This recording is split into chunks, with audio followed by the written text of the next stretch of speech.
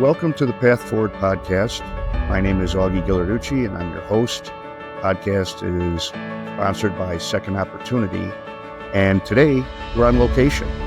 We are at the American Correctional Association Conference in Orlando, Florida, cloudy Orlando, Florida right now, and it's early in the morning before we start to get a lot of people flowing through the conference hall, but I will tell you, you can expect some background noise and maybe somebody's going to want to jump in the screen behind us. My guest today is Sheridan Correa, and I've known Sheridan for a couple of years. We worked together at Victorious Living magazine, that if you have a tablet, chances are Victorious Living is on the tablet that you're looking at. It's a faith-based magazine, and it's a wonderful publication, inspirational, tells stories, and it's designed for people that are currently and formerly incarcerated. So Sheridan and I got to know each other, and we haven't seen each other in person for a while, but we knew we'd be at the conference. So we said, well, let's, instead of doing this on some sort of a computer call, let's do this in person. So Sheridan, welcome, and thank you for being with me today. Thank you, Augie, so much. Let's talk about let's start growing up and, maybe school and things that you enjoyed doing, things that you were good at or where you invested a lot of your time. Yeah. So I grew up in Louisiana, and I come from a huge family of 9 kids.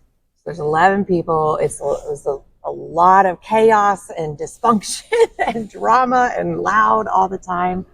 I'm sorry, what number out of the 9? Oh yeah, I'm 7. 7, okay. Out of 9. So there's 9 kids in 12 years. So it was like back to back. And my dad was a successful business owner of a computer business that we all kind of grew up and worked in. And my mama was a stay-at-home mom.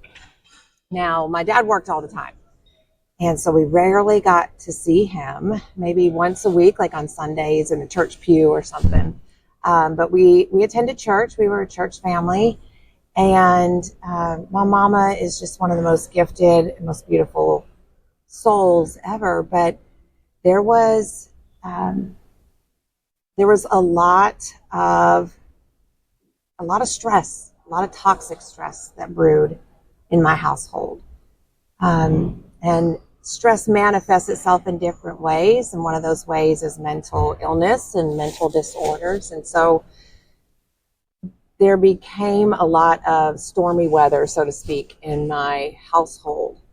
And a lot of conflict, a lot of violence. There was abuse. There was a lot of very confusing aspects of my childhood that really made a significant imprint on me that helped shape the rest of my life. And we'll get into that in a little bit. But the positive sides of my childhood, I did really well in school. I entered into the Gifted and Talented program in first grade, and I'm not sure what you do to be so smart in first grade, other than know your colors, know how to really good with glitter or something. But out of all 9 of us, 8 of us were all in Gifted and Talented. So we had a lot of intellectual intelligence, a lot of high IQs and things like that. So I did really well in school. It came very naturally. I never had homework, so I get it all done in school. And just really enjoyed school. I didn't want to skip school. I loved to learn. I was a singer, was a singer. So was involved in choir and sang at home. My mama is a beautiful, gifted musician. She taught us all how to sing. And was involved in sports starting in junior high, ran track and field, and then played soccer also in cross country in high school, and did really well. I excelled at a lot of things that I did, for sure. But on the inside, I appeared doing really well and everything's going great on the outside and the things that I was involved in, but on the inside, it was a completely different story. All of that dysfunction and chaos and many separations between my parents and this parting of the Red Sea, I would call it, of, 6 kids would go with dad and only the 3 youngest. And sometimes I would go with mom. She would choose me, and sometimes I wouldn't. but we would have these separations, and it was just very, very confusing to me. I didn't know where I belonged. I did not feel loved. I did not feel seen or heard as a kid. And I understand now, like, how can you? You got 9 kids in an 8,000 square foot house within 12 years of each other, and you're just trying to make it. You're just in survival mode all the time. So I felt more like a number and not a person, with feelings and thoughts and things that were important to me. And so that never got really illuminated as a child. And in the 4th grade, I decided it was my answer to my problems, my solution was to take my life. In 4th grade, I was 7 years old at recess, and that was what I had come up with to ease my pain and just the grief that I was experiencing. I didn't even know I was experiencing. I just know that I don't feel good, and this is confusing, and I'm not sure what to do about it, and I'm tired of getting beat up, yelled at, not sure where I'm supposed to go or what I'm supposed to do in life. And I just wanted to take my life. They sent me to the school psychologist, and their assessment was, oh, well, your life is chaotic and there's a lot of toxicity at home. And it's like, yeah, we already know that, and we don't have time to fix it. We're in survival mode. And so things continue to stay the same. Nothing was changed. And so if nothing changes, then nothing changes, right? But when I got to high school, because I kind of came into things that I was really good at, was being acknowledged and affirmed, and Right. kind of getting some more self-esteem. High school was better. When I graduated, that was a whole nother different story. I got triggered and fell into a very, very deep depression, tried to commit suicide again. And it got really confusing for my life. A lot of fear. I didn't know what to do, what I'm supposed to do. I had all of this religious, upbringing and values that I could cling to, and the things that I could do, but I didn't know who I was. And I didn't have any sense of identity. And that really, again, that not knowing, and just kind of feel like I was wandering and not sure what to do with my life or how this is all supposed to work, and I didn't feel like I understood myself at all, and just thrust into this world like, okay, go figure it out. And it's like, I am scared to death. I'm not sure how this works. And I don't know anything about myself other than I'm really good at running. I'm really good at soccer. I played college soccer, and got a scholarship for soccer and for athletic training and for music. So I could ride on that stuff in my life, but just the identity development and who I really was on the inside, I had no understanding or no insight on that. Now, where did you go to college? I went to college at NLU, Northeast Louisiana University. So did you continue to live at home, or did you live on campus? The first year I lived at home. And then the second year I was at my brother's house in town. I worked 3 jobs, had a scholarship, and was busy, just succeeding, right? I knew how to succeed in those things. But again, that internal succeeding or development just didn't have any understanding about or any knowledge of.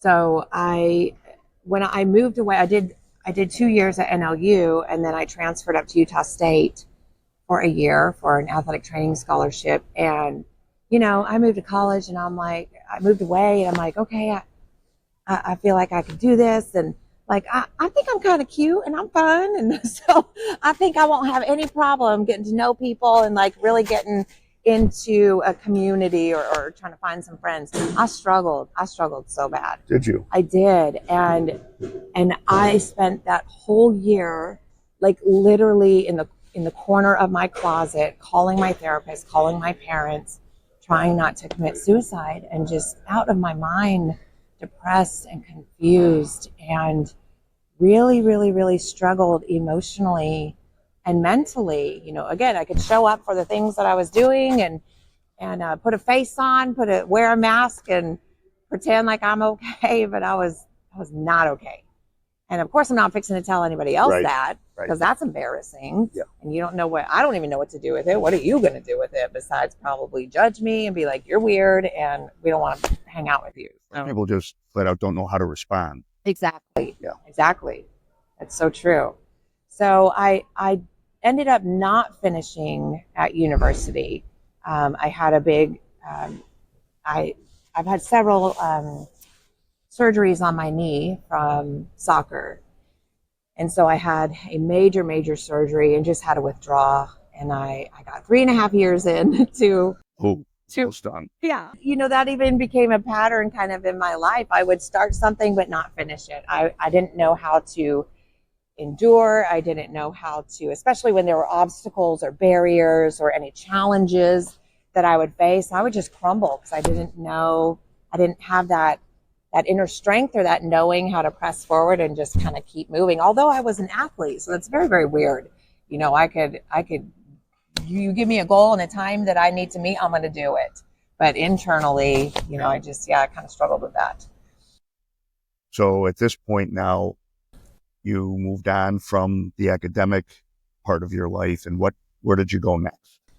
So I at the same time I had that major surgery, my sister got married, and my sister is right above me, number 6.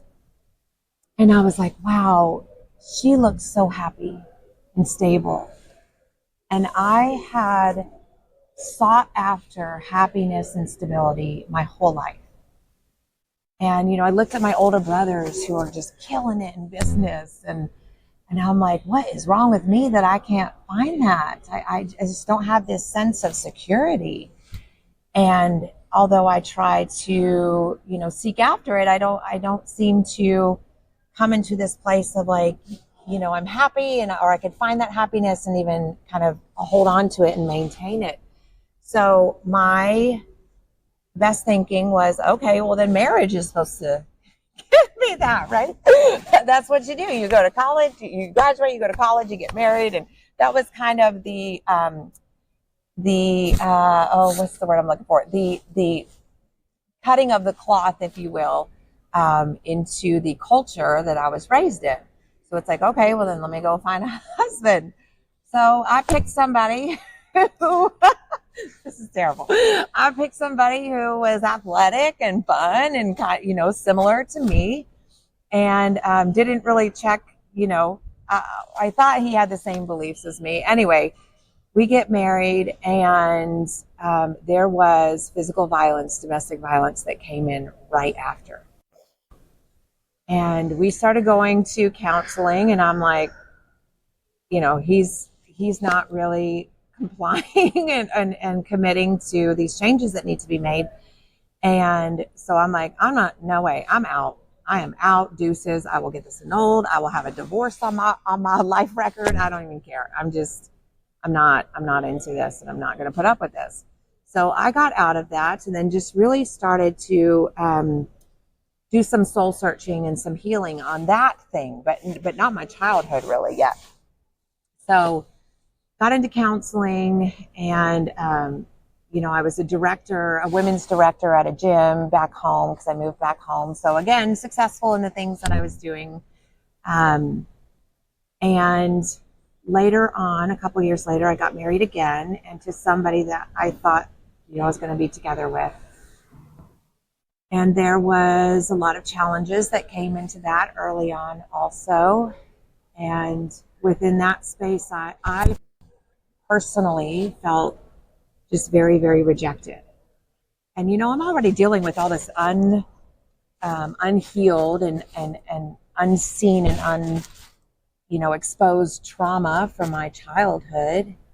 And for me, it was like, okay, well, I need to feel loved, right? We all want to feel like we belong somewhere. We want to feel love, and you're kind of seeking in all the wrong places and looking for love in all the wrong places, looking to fit in all the wrong places.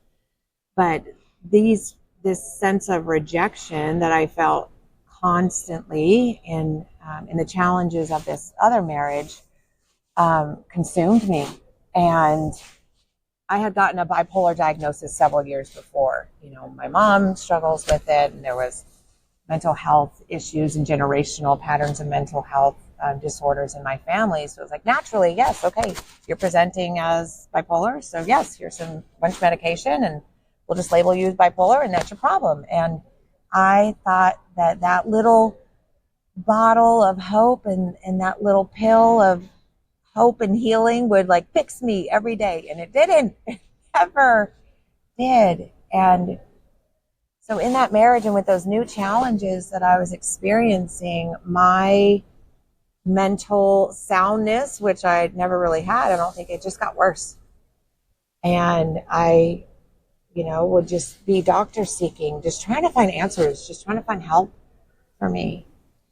And, you go in the psych ward on one medication, you come out with 7. And that was my life for several years.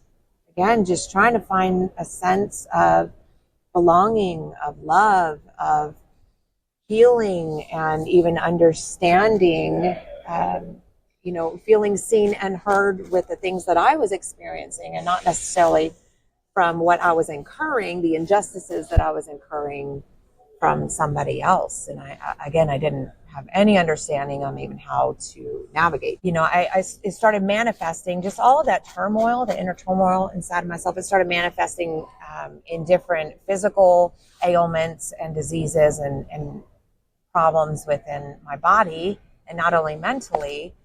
And I ended up having to have a lot of surgeries and hospitalized a lot.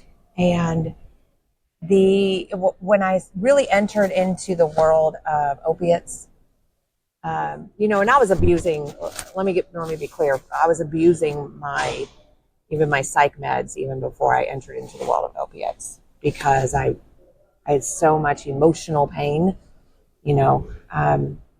but man, that I began a very, very fast and very close relationship with opiates in about my late 20s. And I have to ask, are you still in Louisiana at this time? No, this time I was in Arizona and Utah. Okay. So yeah, that second marriage, we were over in Arizona. Okay.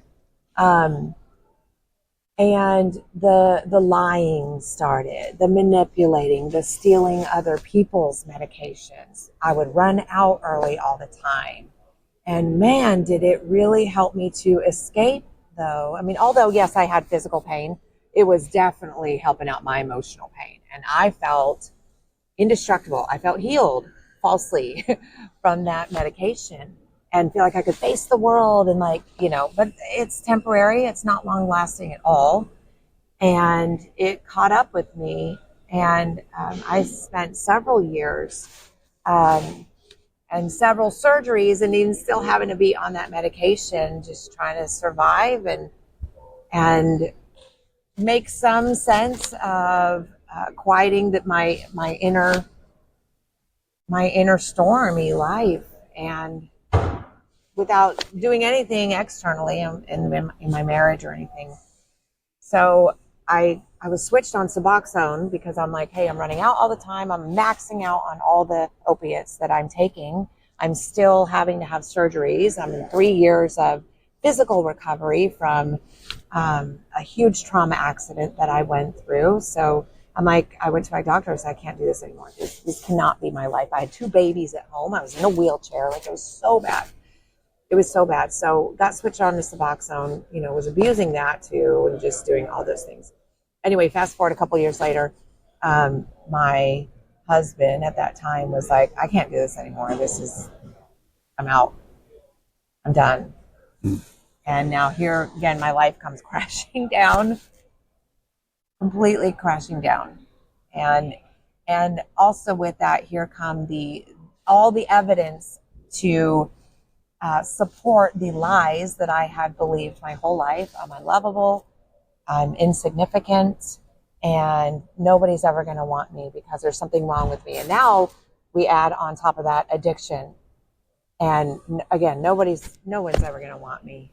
And I just need to figure out life on my own kind of thing. After that divorce, that was so hard. That really wrecked my world. And I went into the psych ward and came out and found myself homeless. And with an order from, and at this time we were in Arizona, an emergency order to remove the kids from my care, and so that he get temporary sole custody. And that was approved. I thought I was already bad, but now I'm wondering, who am I now? I'm not a wife. I'm not a mother.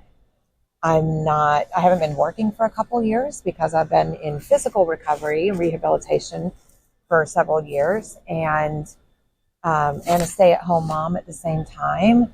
I'm dealing with addiction problems on and off at this point, and it just really sent me into a tailspin of not only who am I, what am I supposed to do with my life, but I hit the streets because I didn't have anywhere. I had no idea what to do and nowhere to go. My family members were dealing with their own problems and didn't want to deal with mine, and I just was like a walking drama llama.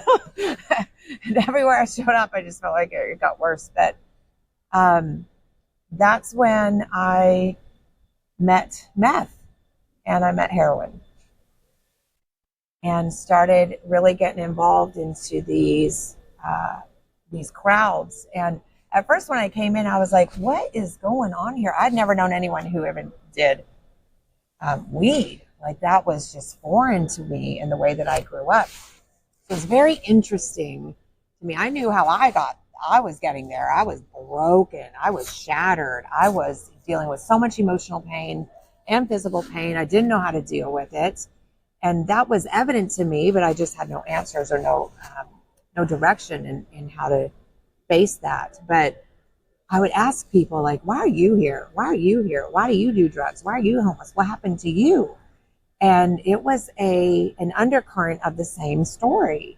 We're just broken, we're lost, we're hurting, and we don't know what to do.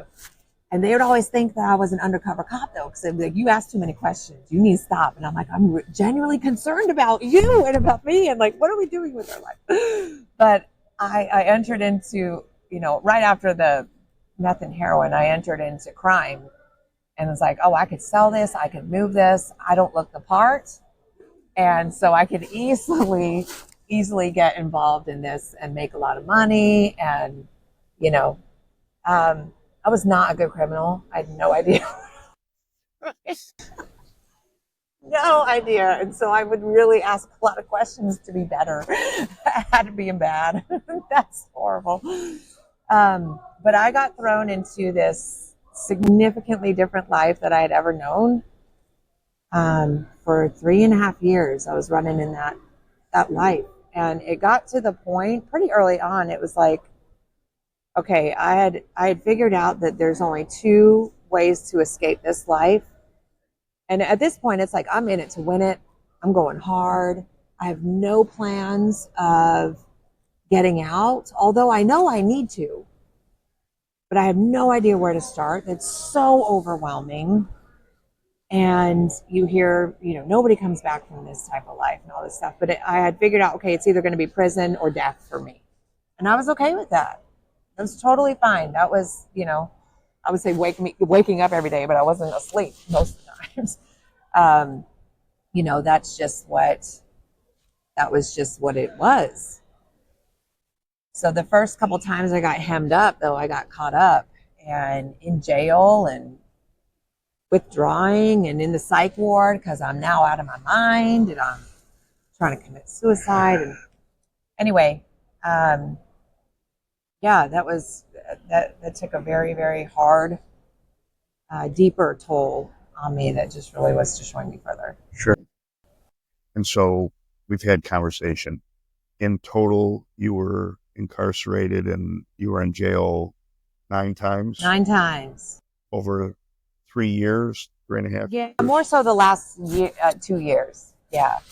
Yeah, and you know what? Every time I would, you get in and I'd be like, okay, so all right, drugs and alcohol are for sure going to get you in here. They're for sure going to send you to prison. I don't want to go to prison. Like, that's not my goal. But it's like, okay, how do I stay out of jail? Well, I'm going to become a stripper or a prostitute. I'm going to add that to my repertoire because they don't seem to stay very long and they definitely don't go to prison. They're only in here for a week and in and out. And I was like, okay, I'm going to start doing that. And just so distorted the way I was thinking, right? But that eighth time, each time I would go, I'm like, I don't belong here. I'm raised in the church. Like, you got the wrong person. And it got very evident very quickly, like, I totally belong here and I need to stay in here. But that eighth time, I would show back up and everyone's like, oh, Sheridan's here. Yeah. And I'm like, I don't think that's very good that you show up in jail. Everybody knows your name. They're all excited that you're there. And that eighth time, I was just done. I was sick and tired of being sick and tired. And every time, although you would get into your sober mind, you're like, okay, when I get out, I'm going to be different. Like, now I got a little bit of traction and sobriety. That was not the case. You go right back to what you know. If you don't know where to go in any other direction, you go right back to what you know because it's comfortable. It's predictable, right? So it's easy to just stay there. But this eighth time, I was beginning to just be done with this life. And I just come from the psych ward and the P5 and just tried to commit suicide that previous week. And something happened in this time I was down in jail. And there was a girl that was kind of highlighted to me, if you will, and invited me to a Narcotics Anonymous group that we were having in the pod. And to even get outside in any other programming, it would take 3 months. You would sign up and sign your name on it, but it would take 2 to 3 months to even get outside of the pod and go into any kind of programming and meetings. So we would do our own in the pod. And I started to hear about this really loving God and not an angry God that I had known. I had known about a very angry God who wants to punish me, and because I'm doing dirty and I'm doing wrong, so you hide in guilt and shame. And that became kind of my spiritual pattern and cycle that I was involved in. But it was very strange to me to hear about this new God. And she had been in there for 7.5 months. She was on her way to a 2.5-year sentence for drugs. And she had this crazy peace and this soundness and this tranquility and serenity about her. And I'm like, what is going on with you? You must be taking some drugs up in here. And she wasn't. She had found a relationship with the Lord.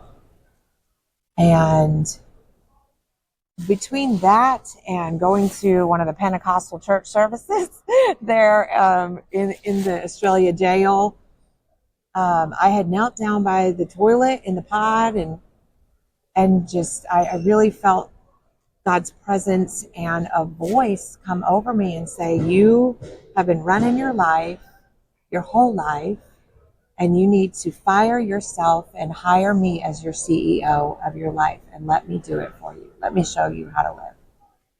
And I didn't understand it at the time, but I was done. I was at the end. I was at the rock bottom, and I said, let's go. Yes, you can have my life. You can have my thought life. You can have my emotions, my actions, my reactions. You can have everything about me. And in that moment, I was radically changed. And I remember like wanting to live, and that was a new feeling for me. 37 years, I'm trying not to live and be on the earth. And now I want to live. I want to love. And that was a new concept to me. I didn't know how to do that. And I had this peace. It was like a 37-year war that you had been involved in for that long period of time. And it was just gone. It was quiet up here. It was so quiet. And it's like the very thing that I wanted my whole life. And I was trying to find in all these other different avenues, medication, doctors, drugs, the street life, relationships, academia, scholarships, singing, all of the stuff that I was involved in, and trying to find that piece of tranquility and a sense of belonging and a security I never could find. I found in that moment when I just surrendered and said, dude, I'm done. I'm done. And just, yeah, take my life, take everything from me, and just show me a new way, because I have no idea what I'm doing. So I'd like to move into what's gone on with your life since that. Okay. Some of the things that you're doing, some of the things that have occurred, because it's not been without bumps in the road, right? For sure. But there's certain things about you, your personality. I see you at these conferences. I think everybody here already knows who you are because you're so energetic and so positive. But take us from that point to what's going on in your life to you're sitting here today. So right now, I am the wellness program director for Victorious Living. I have my master's in biblical counseling. I have many trauma-informed care certifications. I'm currently getting my substance use certification. So that's what I do on the outside. I'm a wife. We've been remarried or married again for 3 years. I'm a mom of 2 teenage boys, and doing prison ministry. Also, traveling around the country and doing prison ministry, involved in a lot of recovery places, and in my hometown, or not hometown, where I'm living right now in Savannah. Okay, so a couple of questions. Yes. Education, obviously a big part of this. Yeah. Right? Your masters and these certifications and things that you're clearly passionate about, trauma-informed care and so on and so forth. So I wanted to bring that up again because I run into, and I'm sure in your experience, a lot of people that are incarcerated that have been in the drug life and have dealt with an addiction issue that want to move on from that. Yes. But as a part of that moving on, they want to be able to help others that are in that life. And so there's a lot of people that talk to me about getting some sort of certification to be able to do counseling and substance abuse or those types of things. Yeah. And I just wanted to highlight that is a pathway. It's available. And the fact that you've had 9 times in jail and what you've gone through with your addiction issues, that path is not closed off to you. Ever. And it gives you a second component because you have an understanding, a true understanding of what people are going through. Yeah. So it's not just the education side that you understand why things go the way they go, but you understand what it's like to be living that life. Yeah. I just want to illustrate that because I think it's really important. Yeah. Can I give that a name? It's called peer support. Okay. Peer-to-peer or peer support. And a lot of facilities are doing that type of programming or certifications, I believe, from what I'm hearing. But that's vital, man. When you have lived experience, you're on the other side of it and can really bring a sense of, hope and encouragement and also community into that aspect. And, you're not doing this alone. I understand what you're going through. I see you. I hear you. And that in itself can bring a lot of motivation into the recovery life and to continue to keep going. And when we are in our mess, we're isolated. We ain't trying to let anybody in. We're trying to do myself. I'm independent, self-sufficient. I'm too broken. I'm too gone. Don't know how to relate and connect to people. But now coming on the other side of it, you need accountability. We need accountability because we're great at lying to ourselves. We're great at, running over here and trying to, and getting, I can't think of the word, but just doing things apart from a community, a group of people who can really help shepherd you. And that has to be a part of the new life and the new direction. The whole isolation thing, right? That I've isolated myself from others because I really just don't want people to know what's really going on. Yes. Yeah. So 2 teenage boys, correct? Yeah. And you sent a photo a couple of months ago that you were with them, and there was a big event going on in one of your son's life. So you want to share that? Yes. So, I want to speak to the fact that trauma recycles, and especially generational. The trauma that I had endured in my childhood, and it was unresolved and unhealed, and the way it kind of, shaped and directed the path of my life into what I went through. And losing my kids and all the other stuff that I was involved in, it really traumatized them. And that that was hard to watch, and being ripped apart from my kids, and even my choices to do that, because I'm like, I know I'm not right. I'm not going to go hang out with them. But losing custody, getting paperwork that says, "Hey, sign over your rights," and I'm like, nope, I'm not doing that. I'm not going to do that. But God had really restored me, and I was able to show up in that situation where now God can really start restoring and reconciling my relationship with them. And that took a lot of patience and a lot of time and a lot of waiting. I didn't get any kind of time with them, parenting time, for 4 years after coming out of my mess. And that took a lot of time. I'd broken a lot of hearts and trust, and took a lot of time to heal. So my saying yes to Jesus, my younger son, said yes to Jesus just this last August. And so he was getting baptized, and the other parents, their dad and he remarried. So we're all four now co-parenting together in like a very, very intimate way with the best interests of the children, but all getting along, all healed, all restored, and really helping to shape these boys' life in a different direction, so they don't repeat what I went through. Yeah. And so, it's a much different landscape and world And I imagine, and I think that the answer is going to be obvious, but there's a time in the not too distant past that you couldn't have even imagined that. No.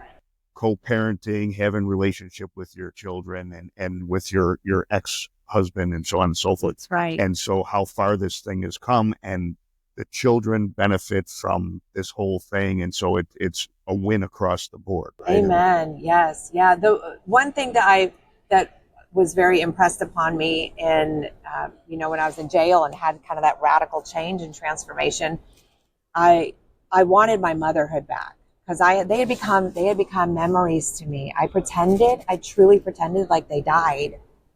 And I lived in the same city, but there was no way I was going to see them. So I would just pretend that they died, and they just became memories to me, although they were living.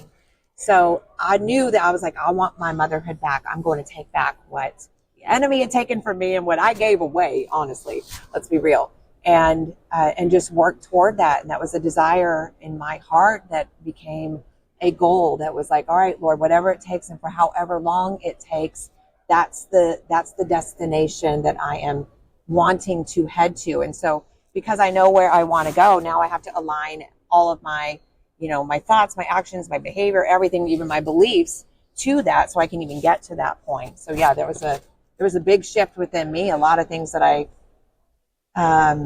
just had to continue to press forward in. And although it didn't look good, and we were all in Arizona, and God had moved, or not God, but they had moved over to Georgia. And so I'm in the first year of my rehabilitation recovery, and I'm like doing awesome. And I'm ready to get my kids back. And they moved across the country, and I'm like, oh my gosh, like, what does this look like? I'm never going to get them. And kind of had a little tantrum for 5 minutes, but I had to come to this place of releasing my feelings and saying, okay, Lord, I don't know what you're doing. I don't know what this looks like, but I'm going to trust this process. And that's what it is. It's a process. And even trusting that if you want to get to that place, and you do all the things that you need to do on your side of the street to help you get to that place, hopefully the goal is to be reunited and reconcile and be restored to our children. I knew that this would be a great opportunity to sit down and talk. And I think that there's so much that people on the inside, and even those that are on the outside, family members that wonder if my addicted spouse who's currently incarcerated, can they ever come out of this? Is there a path that allows them to move forward and rebuild, their life and our family's life? And you're an example of that. Yeah. You're a person that's speaking and talking about it. So I want to thank you for that. I'd like to ask you to take a minute or two and just look into the camera and talk to the men and women on the inside, because this is who we do this for. Yeah. is those that are on the inside, and there's some pretty dark days. Yeah. And we want them to hear stories of hope and inspiration. So if you want to take a minute or two and just talk to them and let them know, what it is that you're feeling right now. Yeah, for sure. First, I want to tell you how much I love you. And I understand what you're going through, and I understand all of the pain and the grief that you may be carrying, and how it can get really confusing and dark. But do not defer hope. Do not give up, and keep going, knowing that you are not alone. I know that myself, I'm walking with you on the Victorious Living side. We're always doing content to really shine light on that you're not alone. You don't walk this journey alone, and just encourage you to keep going. Do not give up. It is a process. Life recovery, it's more than just substance use and recovery. It's life recovery, and it is a process and a lifelong process and journey that we will continue to step forward together and traverse together. But we're on your side, man. We believe in you. I believe in you. And if I can do it and change, you absolutely can too. Thank you, Sheridan. This has been Path Forward Podcast. This has been an episode that I've really enjoyed. I hope you've enjoyed it as well. And we ask you to continue to follow us, continue to write letters to us if you want. We love them, and we respond to all of them. And we will have another episode coming up in 2 weeks. Thank you very much.